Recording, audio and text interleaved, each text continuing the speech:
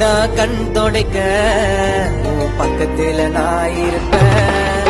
உன் சிரிப்புக்கு காரணமா நான் எப்போ பார்த்திருப்பேன்.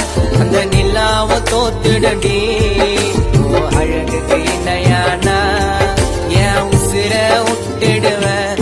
மட்டுமா என்ன விட்டு நீ போனா நீ சிலிங்கி பேசும் பேச்சில 100 குழந்தைய பார்த்திருக்க.